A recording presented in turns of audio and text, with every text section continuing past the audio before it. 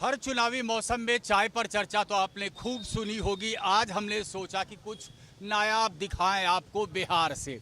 आप गौर कीजिए कि इसमें आखिर हो क्या रहा है, ये क्या चीज़ है और सामने ये बड़े बड़े जो फल आप देख रहे हैं ये क्या रखा है। चलिए पूछते हैं, क्या बना रहे हैं साहब आप? बेल का शरबत बना रहे हैं सर। बेल का शरबत है, ऑरेंज है, अनानास है, मौसमी। बेल के शरबत की ये गर्मी के मौसम में क्या रिक्वायरमेंट बढ़ जाती है? लोग बहुत आते हैं। जी जी जी, बहुत आते हैं आदमी, बहुत प्यास ठंडा बुझाते हैं ये सब पी करके।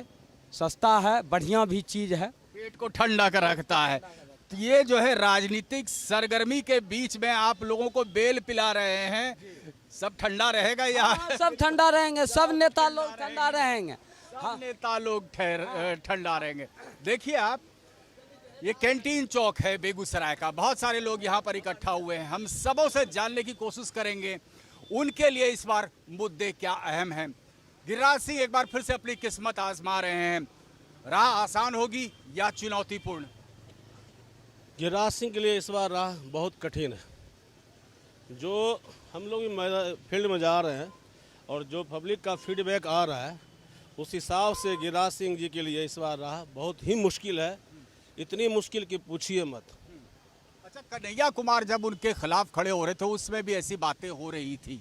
देखिए, बेगूसराय में कोई लड़ाई ही नहीं है। अब की बार 5 लाख पार। कन्हैया जो 4 लाख हारे थे उसमें हम 1 लाख अधिक वोट से जीतेंगे। यहाँ जो हमारे ऑपोजिशन जो लीडर हैं जो लड़ रहे हैं चुनाव, उसमें कोई दम ही नहीं है, एक डम्मी कैंडिडेट है। गिरिराज सिंह एक तरफा मुकाबले पे मोदी जी के सरकार के जो कार्य 10 साल का जो उनका विकास की योजनाएं हैं, आज पूरे बिहार में बेगूसराय एक ऐसा जिला है, सीडी बाबू के बाद अगर किसी ने बेगूसराय को अगर कुछ दिया है तो वह नरेंद्र मोदी और गिरिराज सिंह है। और गिरिराज सिंह जी के नेतृत्व में 60,000 करोड़ से अधिक राशि का निवेश बेगूसराय जिले में हुआ है। आप इन किए होंगे बेगूसराय पुल, पुलिया, 4 लेन, फर्टिलाइजर, रिफाइनरी, ना जाने क्या क्या नहीं मिला है। से दुकानदार कर रहे हैं झूठे मैंने झूठ। अब जिनकी आंख में चश्मा दूसरा होगा, आप आ रहे होंगे तो आपको बेगूसराय का जो 5 साल पहले जो व्यक्ति आया होगा, 2 साल पहले, अगर अभी वो व्यक्ति अगर बेगूसराय इन करेगा तो वो पहचान की बात से यहाँ पर इत्तेफाक नहीं पाएगा कि वो बेगूसराय में इन किया। पटना से अपने शहर भागलपुर जाने में बड़ी मशक्कत करनी होती थी, अब मैं देख रहा हूँ ये 4 लेन। आप नहीं, 6 लेन पुल बन रहा है। लोग जाम में रहते थे। 25,000 करोड़ से आज राजेंद्र पुल का मरम्मती कार्य चल रहा है। अब लोगों को विकास की चश्मा पहनाना पड़ेगा तो अब वो दूसरी बात है। के पड़ोस में, बिल्कुल आपके ठीक पड़ोस में है, आप इनकी बातों से इत्तेफाक रख रहे हैं? नहीं, देखिए, मैं थोड़ा सा रुक जाइए। ये कह रहे हैं कि जो सवाल है बेगूसराय का, आप आए हैं बेगूसराय को लेकर, ये भाजपा से है, जिला उपाध्यक्ष हैं, स्वाभाविक है, ये अच्छा है, ये ईमानदार हैं कि अपने पार्टी के प्रति समर्पित हैं। लेकिन मैं फिर से कह रहा हूं कि जो कैंडिडेट है उनको लेकर लोगों में उदासीनता है। और साफ साफ जो पिछले दिनों घटनाक्रम हुई है बेगूसराय में, खास करके भाजपा के अंदर भी जो चीज़ें सामने आई फलक पर, वो उसका बहुत बढ़िया मैसेज नहीं गया है। उसका खामियाजा भुगतना पड़ सकता है। आप कुछ बोल रहे थे, इनकी बात को काट रहे थे। हम बोल रहे हैं ये द्वार जो कहते हैं गिरिराज सिंह 5 साल MP बन गया, लेकिन कार्यकर्ता को गिरिराज सिंह देखबे नहीं किया। वो पार के लोग को बैठा के लाते हैं, जीते हैं ये पार से लेकर 2 बार। अबरी बार प्रोफेसर राम बदल का टक्कर में तीर दोनों नहीं है, न है गिरिराज सिंह और न है वो क्या नाम है लालटेन। मोदी का नाम कुछ चलेगा नहीं चलेगा। मोदी जी हैं, मोदी जी 400 पार है, लेकिन बेगूसराय में गिरिराज सिंह समुद्र पार। कैसे संभव है? बड़ी जबरदस्त बात इन्होंने कहा है, गिरिराज सिंह जी को ये समुद्र पार करवाएंगे। ये कह रहे हैं कि यहाँ पर बड़ी कांटे की टक्कर है, लेकिन मोदी जी के लिए बिल्कुल भक्त है। वो कह रहे हैं 400 पार बिल्कुल हो जाएगा मोदी जी का। ये संभव है क्या? देखिए, उन्होंने जुबान और दिल दोनों की बात किया। जुबान की बात उन्होंने कहा और दिल की बात कहा कि 400 पार, ये उनकी दिल और आत्मा का है। तो जो आत्मा कहता है मत वही पड़ता है। इसलिए इनके कहने का जो शब्द था, उस कहने में और कहते कहते उन्होंने अपने दिल की बात कह डाली कि मोदी जी 400 पार हैं। दोनों ही तरह की बातें यहाँ सुनने को मेरे को मिल रही हैं। एक चीज़ तो बातें ये मिल रही है, कुछ लोग कह रहे हैं कि गिरिराज सिंह के लिए बिल्कुल कहीं कोई चैलेंज नहीं, कुछ लोग कह रहे हैं कि नहीं इस बार तो बिल्कुल उस पार फेंक देना है। देखिए, गिरिराज सिंह का पिछले बार भी चैलेंज नहीं था। पूरा हिंदुस्तान उमड़ कर बेगूसराय आ गया था कन्हैया के लिए, और वही वामपंथ का चेहरा, अब वो चेहरा बदल गया और अब उसके कन्हैया के जगह पर अब अवधेश राय का चेहरा आ गया। बार कांग्रेस में चले गए। अब कन्हैया कुमार कांग्रेस में चले गए। तो वामपंथ को 2 दशक पहले बेगूसराय की धरती ने विदा कर दिया था, बाय कर दिया है। कर दिया था, क्योंकि वो विनाश का परिचायक है, वो अराजकता का परिचायक है, खून खराबे का परिचायक है। और बेगूसराय के लोगों ने शांति को चुना, विकास को चुना, और यही कारण है कि 50,000 करोड़ से ज़्यादा की योजना यहाँ चल रही है। तो अब लोग बेगूसराय विकास के रास्ते पर जब आगे बढ़ गया है तो फिर विनाश और खून खराबे का, लैंड ग्रैबिंग का और वामपंथ के झंडा गाड़ने का वो इतिहास पुराना हो चुका है। युवाओं ने उसे दफना दिया। आपकी बात को ये दोहरा रहे हैं कि वामपंथ का झंडा अब यहाँ से उखड़ गया। जो वामपंथ, जो खून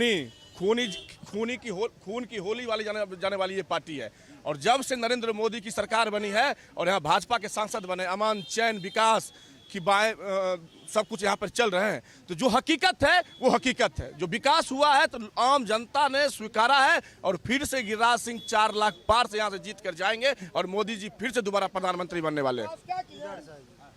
गिरिराज बाबू विकास क्या किए? गांधी स्टेडियम में दिया फटे रिफाइनरी हमारे बिहार सरकार नीतीश बाबू के लिए। गिरिराज बाबू अपना वर्ष नहीं बने। आप नीतीश बाबू तो जा करके मिल अब गए। की बार गिरिराज सिंह समुंदर पार है, सभी पक्ष को लिया वोट। आपकी क्या राय है? गिरिराज सिंह के लिए मुश्किल होगा। उसके जोड़ों में कोई नहीं है, दोनों नहीं है। आपकी क्या राय है? गिरिराज बाबू का। गिरिराज सिंह समुंदर पार, गिरिराज सिंह समुंदर पार। क्या राय है? गिरिराज सिंह, गिरिराज जी।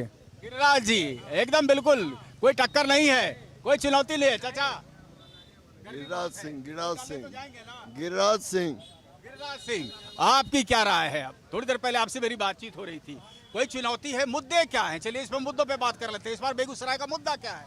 और मुद्दा जो यहाँ जो है ना, यहाँ वही मुद्दा जो यहाँ गिरिराज सिंह जो हमारे सांसद हैं, जान लीजिए डबल इंजन सरकार बिहार में नीतीश कुमार और केंद्र में मोदी जी, और गिरिराज सिंह जो यहाँ हमारे माननीय सांसद है, यहाँ से देखिएगा इस बार पिछले बार 4 लाख लगभग वोट से जीते हैं। इस बार जान लीजिए 5 लाख 16 वोट से जीत रहे हैं। क्या उनका क्रियाकलाप बेगूसराय के लिए एंटी इनकम्बेंसी नहीं है गिरिराज जी के लिए? आपकी क्या राय है? आप तो युवा हैं। हालांकि एक चीज़ मैं देख रहा हूँ, बेल की दुकान पर हम लोग खड़े हैं, शरबत लोग पी रहे हैं, यहाँ पर बड़ी तपिश है। वोटिंग परसेंटेज बिहार में थोड़ा कम है, लेकिन पहले चरण की तुलना में दूसरे चरण में मैंने देखा कि वोटिंग परसेंटेज थोड़ा बढ़ा है।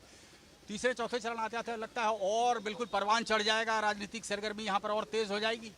बिल्कुल बढ़ना भी चाहिए, और मैं तो यही कहूँगा आपके चैनल के माध्यम से जितने भी देश के युवा देख रहे हैं उनके लिए कहूँगा कि देखिए, वोट करना इम्पोर्टेंट है, और किस रीज़न पे वोट कर रहे हैं ये सबसे इम्पोर्टेंट है। क्योंकि आप क्यों किसी को वोट दे रहे हो, अब धर्म के नाम पे वोट दे रहे हैं तो अच्छी बात है, बट अगर क्वालिटी के नाम पे दे रहे हैं, लाइफ स्टाइल के नाम पे दे रहे हैं, इंफ्रास्ट्रक्चर के नाम पे दे रहे हैं, विकास के नाम पे दे रहे हैं, तो ये मायने रखता है। दूसरी बात, अभी आप हमारे लोग तो मुद्दा उठा रहे हैं कि भाई ये भी संविधान भी बदल देगा, वो कुछ मायने रख रहा है क्या? देश की आज़ादी के इतने साल बाद अभी तक तो नहीं बदला गया है, खैर आगे जो बदल जाए। अभी हमारे भाजपा के साथी से आप बात कर रहे थे, इन्होंने कहा कि श्री बाबू ने जो है बेगूसराय में बहुत काम किया, तो मैं आपके चैनल के माध्यम से कह दूंगा कि बेगूसराय लोकसभा क्षेत्र से एक श्री बाबू जो हैं वो और भोला बाबू आखिरी राजनीतिक कार्यकर्ता रहे जिनके नाम के बाद बाबू लगा। अब जो नेता बनते हैं, अब जो नेता प्रतिनिधित्व करते हैं, उनके नाम के आखिर में दादा लगता है। हाँ, तो बाबू से दादा वाली राजनीति आ गई। अब राजनीति में कितनी गिरावट आई है इसको देखकर आप अंदाजा लगा सकते हैं। और दूसरी बात, जहां तक बेगूसराय लोकसभा क्षेत्र की बात है, यहाँ के चुनावी मुद्दों की बात है, तो आज के डेट में बेगूसराय की जनता जो है स्थानीय मुद्दों को लेकर वोट करना चाहती है, क्योंकि यहाँ तो लोग आते हैं। बड़ी दिलचस्प बात आपने कही, स्थानीय मुद्दे में फिर से एक बार आता हूँ आपके पास, लेकिन भाई साहब बहुत देर से इंतजार कर रहे हैं। हमको ये बताइए, आप पेशे से वकील हैं, हमको ये बताइए यहाँ पर इस बार जो वोट करेंगे लोग स्थानीय मुद्दों पर, या फिर जो नारा दिया जा रहा है केंद्र से अब की बार 400 पार, वही एक बड़ा मुद्दा होगा? आदमी देख रहा है मोदी जी का, मोदी जी के लिए आदमी यहाँ का जो भी कर्म कुकर्म करना होगा, नहीं यहाँ कैंडिडेट देख रहा है मोदी को। मोदी को लाने के लिए जो प्रयास यहाँ का जनता कर रहा है, उन्हीं पर आस्था और विश्वास रखा हुआ है। और मोदी का चेहरा देख रहे हैं, गिरिराज का चेहरा नहीं देख रहे हैं। गया में लोग उसी तरह मोदी का चेहरा देख रहे थे और वहां पर जो है जीतन राम मांझी का चेहरा नहीं देख रहे थे, यानी कि यहाँ पर कैंडिडेट बहुत महत्वपूर्ण नहीं है आपके मुताबिक? नहीं, कैंडिडेट महत्वपूर्ण नहीं है, महत्वपूर्ण है उनके द्वारा दी गई कैंडिडेट और मोदी की प्रधानता है, कैंडिडेट का कोई प्रधानता नहीं। आप इत्तेफाक रखते हैं क्या इसका कोई फर्क होता है कि मान लीजिए ठीक है एनडीए तो मोदी के चेहरे पर चुनावी मैदान में उतरी हुई है, लेकिन अगर कैंडिडेट कमजोर हो, कैंडिडेट के खिलाफ एक एंटी इनकम्बेंसी वेव हो, तो आपको क्या लगता है इसका कुछ फर्क पड़ता है चुनाव में, या फिर लोग यही देखते हैं कि चलो भाई केंद्र में सरकार किसकी बन रही है? उसी ये मुद्दा बहुत मायने रखता है। और आप जब गार्जियन होते हैं, सांसद जो होते हैं कि वो जिले के गार्जियन होते हैं, अपने संसदीय क्षेत्र के गार्जियन होते हैं, और उनके कार्यकलाप का असर जोरदार होता है। वहाँ के लोग उनके कार्यकलाप से प्रभावित होते हैं, जीवन शैली प्रभावित होती है। जो लोगों का जो आक्रोश है, कि हम जो फील्ड में घूमते हैं कि राज्य को लेकर जो है वो काम से ज़्यादा अपने काम किए हैं, ऐसी बात नहीं कि काम नहीं किए हैं, लेकिन वो आदमी ऐसे हैं जो अपने काम को खुद नहीं बना पाए। और जो उनका सबसे ड्रॉबैक है वो हिंदू मुस्लिम जो फैक्टर है वो उनके लिए सबसे खराब साबित हो रहा अभी जो स्थिति है। अगर वो आदमी अपने काम पर फोकस करे। एक चीज जो मैं इनकी बातों से अंदाजा लगा पा रहा हूँ कि नाराजगी है, नफरत नहीं है उनसे। देखिए, उनके खिलाफ नाराज़गी इसलिए नहीं है क्योंकि मैं गिनाऊं आपको, 19 में जब हम आए थे तो बलिया जाने में आधे घंटे से 1 घंटा लगता था। 4 लेन 6 लेन की सड़क बन गई। सामने में दिखाई पड़ा कि जो 60 के दशक में बना था श्री बाबू का पुल, दोनों तरफ पुल बन रहा है। एक नया NH जो दियारा में, जहाँ से हमारे उम्मीदवार हैं अवधेश राय, उनके दियारा में खुद उनकी अपनी सड़क नहीं कभी बनी, 3-3 बार विधायक रहे। पुल के अलावे 2-2 पुल मैं और देख रहा हूँ गंगा के ऊपर। सिमरिया घाट मैंने देख लिया जीर्णोद्धार होना शुरू हो गया। सिमरिया घाट एक नए जानकी की पौड़ी के रूप में उपस्थित हो गया, जो गिरिराज जी के हरिद्वार वाली फीलिंग आ रही थी सिमरिया घाट से। बिल्कुल। अभी अगर अभी आप जाएंगे तो ये नरेंद्र मोदी की सोच है। आज गंगा समग्र की योजनाएं के तहत आज हरिद्वार की जो है फीलिंग और उनकी जस्ट उसी के प्रकार के यहाँ पर निर्माण किया गया है। तो नरेंद्र मोदी की सोच है कि गरीबों का उत्थान कैसे हो। लोग अभी कह रहे थे हिंदू मुस्लिम की बात, मैं बता देना चाहता हूँ आपके चैनल के माध्यम से, गिरिराज सिंह हो चाहे नरेंद्र मोदी हो, किसने अपने मैनिफेस्टो पे लिखा कि भारत का संसाधन पर सबसे पहला अधिकार मुसलमानों का है। हिंदू मुसलमान किसने दो फरकेट में कर रहा है? प्रधानमंत्री ने साफ कहा मन से, तुम कितना तोड़ोगे हम लोग को। और कांग्रेस ने वोट की राजनीति के लिए ऐसा मैनिफेस्टो में ये देना जरूरी है कि मुसलमानों का अधिकार संसाधन पहले होना चाहिए। हम लोग सब एक गरीब का, मोदी ने कहा कि गरीबों का पहला अधिकार होगा भारत के तमाम संसाधनों पे। ये किसी जाति एक वर्ग का। अच्छा, थोड़ी देर पहले आप गाना भी गाते हुए उतरे थे, वो नहीं सुनाएंगे? जरूर सुना देंगे। हमारा कहना है जो गनवा सुना दीजिए, उसके बाद जरूर सुनाएंगे संतुलन में। हमारा कहना है जी मोदी जी 400 पार सही है क्योंकि विकास पुरुष नीतीश जी है, लेकिन बेगूसराय की धरती पे गिरिराज जी को नहीं चाहते हैं। हाँ, खिलाफ नाराजगी है। आप युवा हैं, देखिए ये बड़ी दिलचस्प बात है ना, हारना जरूरी है। गिरिराज जी को सबक सिखाना ही चाह रहे हैं वो कह रहे हैं ठीक है मोदी जी तो बढ़िया है 400 पार कर हो जाएंगे, लेकिन गिरिराज जी के खिलाफ नाराजगी है। आपको लगता है, आप तो युवा हैं, थोड़ा सा डीप डाइविंग करते हैं इस विषय पर, आपको लगता है ये जो गुस्सा है ये गुस्सा आगे तक प्रोलॉन्ग होगा? ये गुस्सा जो आप देख रहे हैं जनता के बीच, ये वाजिबी है, ठीक है ना? तो ऐसा नहीं है कि ये एक दिन में आ गया है, इसके लिए 5 साल इंतजार करना पड़ा है इन लोगों को, ठीक है? और गुस्सा होना भी चाहिए जब आप स्थानीय मुद्दों को लेकर बात नहीं करते हैं। अभी दिनकर यूनिवर्सिटी का मामला सर 10 साल 15 साल से यहाँ के छात्र नेता लोग उठाते आज देखिए युवा मोर्चा में है, प्रदेश इसमें जिला अध्यक्ष कमेटी में है ये, तो ये लोग भी दिनकर यूनिवर्सिटी की बात किए। 10 साल बीत गई, अभी तक दिनकर यूनिवर्सिटी नहीं बन पाया। काबर झील लेक है सर, हमारा एशिया का सबसे बड़ा लेक है सर, उसको सर आज तक जीर्णोद्धार नहीं हो पाया उसका। ऐसे कई सारे स्थानीय मामले हैं जिसको लेकर बात होनी चाहिए। हमारे भाई ने कहा कि गंगा किनारे जो है एकदम जबरदस्त लोकेशन बनारस सौंदर्यीकरण का हो रहा है काम, तो मैंने देखा, तो आपको पुल से ही दिख जाता है। हर की पौड़ी बन गया है। आप एक बात बताइए सर, गंगा किनारे हर की पौड़ी से ज्यादा इम्पोर्टेंट है इसकी इस जिला में जो है मेडिकल कॉलेज खुल जाता। यस, मैं इत्तेफाक रखता हूँ इस बात से। चाचा बहुत देर से सबकी बात सुन रहे हो, हर की बात पे आप मुस्कुरा रहे हैं, ये मैं देख पा रहा हूँ। आपकी अपनी क्या राय है? वोट कास्ट फैक्टर पर होना चाहिए, वोट विकास के मुद्दे पर होना चाहिए, क्या होना चाहिए सही मुद्दा? विकास के मुद्दे पर। तो बेगूसराय छूट गया विकास के दौड़ में, या फिर आपको लग रहा है कि बेगूसराय पर ध्यान गया है केंद्र सरकार का पिछले 10 साल? केंद्र सरकार की विकास की है, यहाँ विकास हो रहा है केंद्र सरकार का। हो रहा है। आप भी देख रहे हैं, लोगों को सुन रहे हैं। आपके लिए क्या मुद्दे अहम होंगे इस चुनाव में? देखिए, बेगूसराय पिछले 5 सालों से कोई विकास हुआ ही नहीं, और गिरिराज बाबू के पास कोई तरह का मुद्दा है ही नहीं। सिर्फ हिंदू मुस्लिम के अलावा इन्होंने कुछ किया ही नहीं बेगूसराय में। एक भी विकास धरातल पर नहीं हो। जो भी विकास हुआ है वो नरेंद्र मोदी के बदौलत विकास हुआ है। बेगूसराय में सांसद के बदौलत एक भी विकास आपको धरातल पर नजर नहीं आएगा। आप देख लीजिए, घूमकर सारे जगह विरोध हो रहा है। इस बार गंगा पार तो उनको जाना ही होगा। क्या लग रहा है? बड़ी बात है कि इस बार गंगा पार जाना ही पड़ेगा गिरिराज जी को, लेकिन मोदी जी के खिलाफ नाराजगी नहीं है भाई साहब की? नाराजगी तो गिरिराज जी के सिंह के पक्ष में है। नाराजगी पूरे जनता, बिहार के बेगूसराय की जनता जो है, इनका जो कहना हुआ कि गंगा पार, तो इस बार गिरिराज सिंह गंगा पार चले जाएंगे। सत्य है, एकदम बड़ा मुश्किल होने। लास्ट आप अभी 4 व्हीलर से आए हैं, आप कचहरी रोड आइएगा ट्रैफिक चौक से, तो ये जहां अभी आए हैं बस इतना ही रोड आपको ढंग का मिलेगा। शहर घूम जाइए आप, अगर सकुशल घर वापस लौट गए तो समझिएगा आपके लिए आज का दिन अच्छा दिन, अच्छे दिन वाला रहेगा। मैं आपकी बात से इत्तेफाक इसलिए रख रहा हूँ, हाईवे से मैं जैसे कटा यहाँ पर तो मुझे एहसास हो गया। बेगूसराय औद्योगिक नगरी है, कहा जाता है बिहार की औद्योगिक नगरी बेगूसराय है, और उस औद्योगिक नगरी का हाल ये है कि एक भी गली, एक भी सड़क अच्छी नहीं है।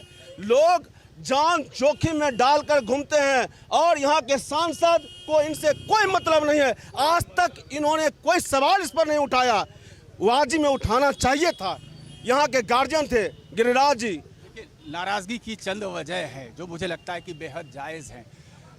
हाईवे तो बन रहे हैं, नेशनल हाईवे बन रहे हैं, 4 लेन्स बन रहे हैं, लेकिन जो गली कूचे मोहल्ले की सड़कें होनी चाहिए, ये संविधान में ये है, तय है कि सभी जनप्रतिनिधि का अपना अपना। अब बताइए, एक गली नली की बात कर रहे हैं, सांसद बड़े बड़े कामों को कर रहे हैं, उसके लिए नगर पालिका है, उसके लिए वार्ड कमिश्नर है, सभी मुखिया हैं। अब बताइए, छोटी छोटी नली गली की बात कर रहे हैं, उनको पेट में दर्द है। नरेंद्र मोदी ने कहा है कि एक एक गरीब के घर में आज पानी कौन पहुंचा रहा है, आज शौचालय कौन दे रहा है, आज गरीब को अनाज कौन दे रहा है। केंद्र सरकार ने नल जल योजना तो नीतीश कुमार की कॉपी की।